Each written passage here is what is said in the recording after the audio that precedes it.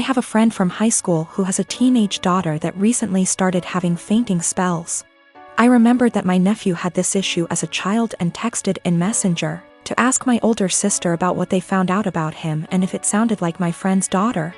I asked via text because she is pretty busy. She answered that he still has it and it's a condition he has with anxiety and it overwhelms his heart sometimes. An hour or so later she started talking, again, via text, about how her son and daughter, both young adults now, are mentally handicapped and have psychotic episodes. Saying that the daughter totally made up the flea issue they had in their house and her mental issues caused her to break out in hives. This made me confused as I've been with her kids and even took my niece on vacation with us so she could ride the slides with my husband. Not my thing anymore, and she was perfectly fine. Well, an hour later my sister texted me saying all of that was not her. After she had told me about her son's anxiety issue, she had went to work and her husband. Yes, her husband had pretended to be her and even Googled all this BS up. I already had issues with her husband. He has lied and has had other issues before. To say I was angry is an understatement. Her husband, who is not her children's father, was bad-mouthing and telling me her kids are mentally unstable. Carl already has a past of being like this to her kids and my sister went along with it. I told her, that was it. I'm done. I went no contact for the past month, although I kept in touch with the kids. She has a younger son, age 15. And he does not get along with her husband, either.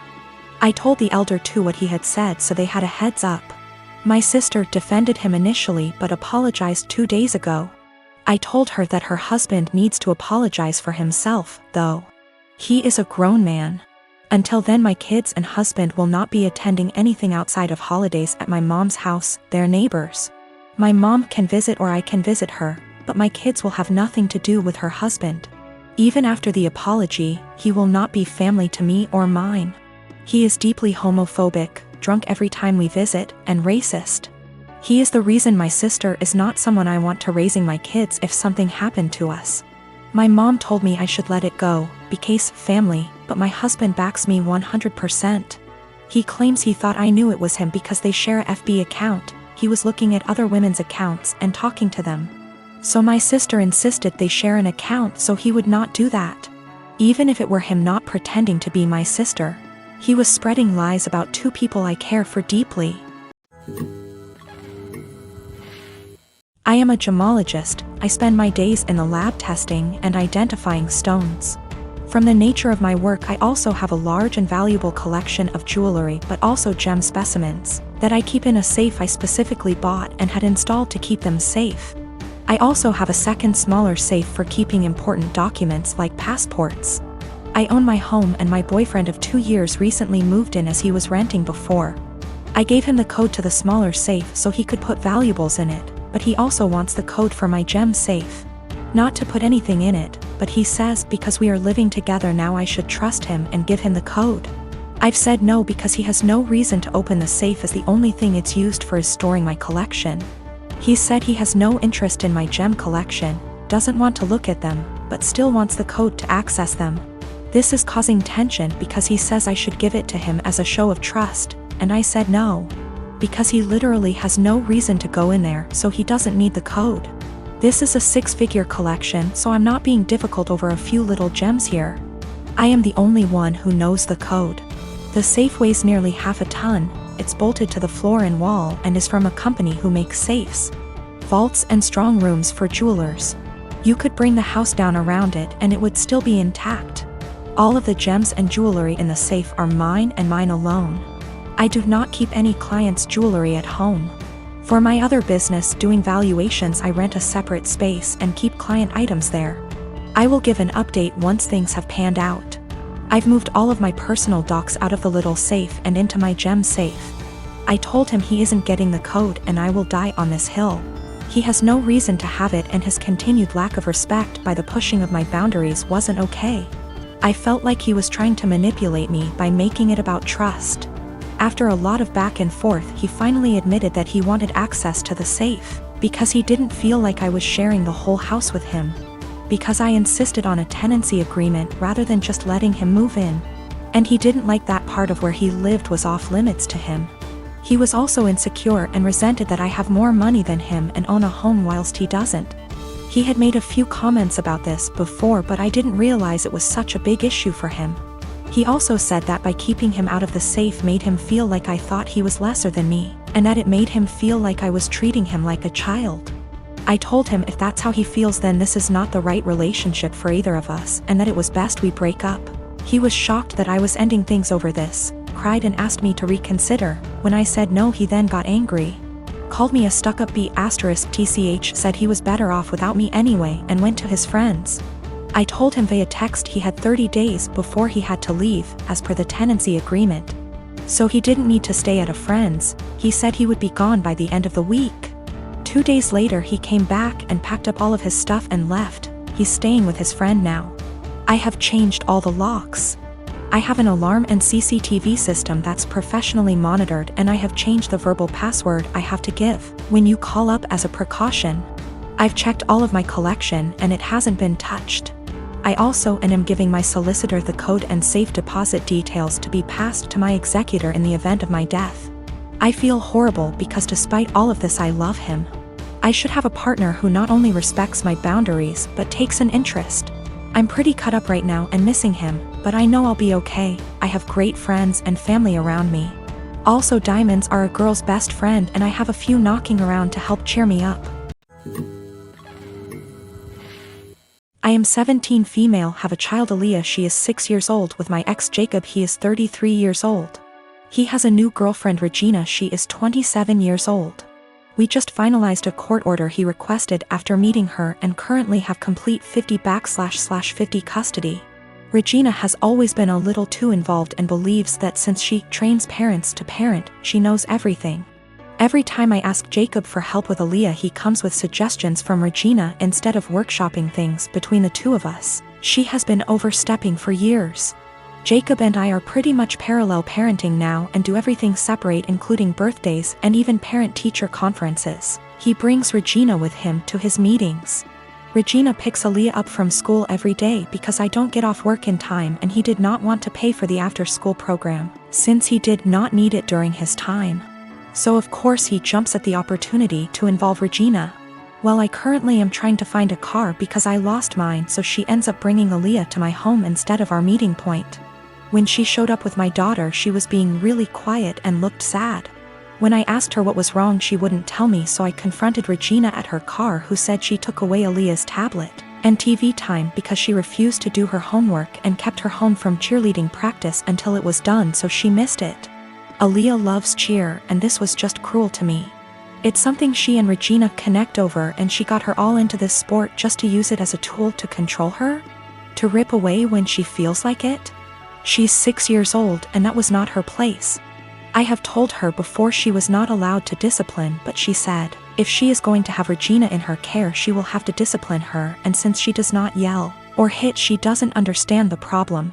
I told her she is not a mom and should not be acting like one. She said this is why Aaliyah has behavior issues in my care and left. I called Jacob and demanded that Aaliyah is put in the after-school program, and he refused, saying I was being ridiculous. But the parenting plan says no cruel punishments and that only the parents should lead most discipline. If he's doing what she says all the time, how is he leading? Now she is refusing to bring her to my home, and I have to Uber to the meeting point, which is costing me loads of money. Is this something I take them back to court about? Edit to add that she keeps her for a couple hours after school until I get off. That's how she had enough time to discipline her. Yes, there is a clause about meeting partners. She's been around a few years, that's not the issue. She's just too involved in parenting and has been for a while. I feel like there are certain boundaries that should be in place and certain things only parents should handle, like discipline and PT conferences, etc. She claims she kept trying to get her to do her work, but she just refused, saying she wanted to play on her tablet instead. She should have called me or her dad when this happened. Cheerleading was Regina's idea. She was a cheerleader and pushed for Aaliyah to join. Aaliyah fell in love with it, and now I feel that Regina is using that to control Aaliyah. Do what I say or no cheer. She's 6. If she kept refusing to do her homework, she should have called me to discuss a consequence. If she's alone with Aaliyah during either parent's time, she needs to discuss with both parents what the course of action should be for discipline. She is not a teacher. She is not a professional we are paying for, therefore guidelines need to be followed. I am a bridesmaid for one of my closest friends, Jackie. I've been so excited to help. I was in charge of the bridal shower, the games, decorations, menu. I left the guest list to Jackie's sister. Due to religious reasons, I wear a headscarf. I love and am proud of it. In the group chat with other bridesmaids, I was talking about how excited I am to attend a girls-only event. I recently dyed my hair and wanted to show it off. I even paid extra to ask for a girls-only staff that day. Day of, as guests arrive, I realize that one of them is Tori. I know Tori as a family friend of Jackie's, but the few times I met her, it was before her transition to female. I was aware of it but unaware she was coming to the shower. I don't mind at all OFC and she's a lovely person, but I decided to keep my scarf on. As everyone's eating later, I'm passing by the tables to make sure everyone's good, and one of the bridesmaids mentioned that they hadn't gotten to see my hair and they'd wanted to see the change in person. I tried to dismiss it at first or say, "Oh, I'll show you later." But the other girls at the table got curious. I got uncomfortable and I just said, "Oh, I'm actually not really comfortable taking it off right now," when pressed as to why. I said, "There's guests I don't feel comfortable taking it off in front of." There was a collective "Oh." And I thought, cool, that's over. But one girl got aggressive and asked if I'm referring to Tori. She's loud and other tables turned to look. I don't answer. The girl asks if I wear one around men, so I say yes.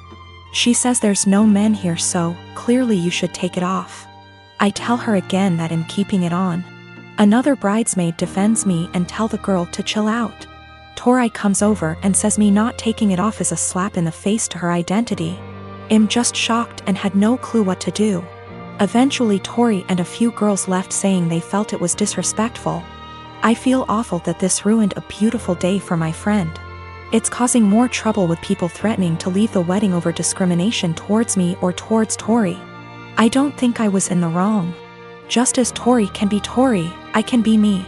I feel like it would be the equivalent of me making Tori or someone else adjust for me.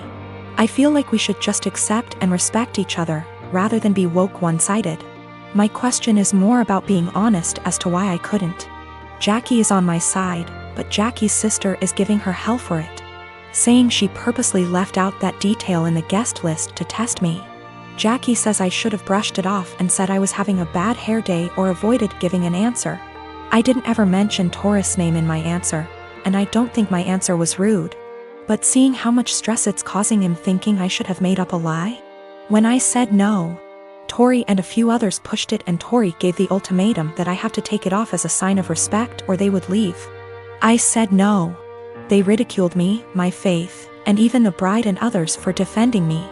They were blatantly hateful towards my religion, and Jackie's sister purposely arranged for this to happen. For the religious standpoint, I am not aware of where she is in transitioning or what her sexual preferences are. I would never ask either, as that is personal. But that is information I would like before making a decision on how comfortable I feel with exposing my hair.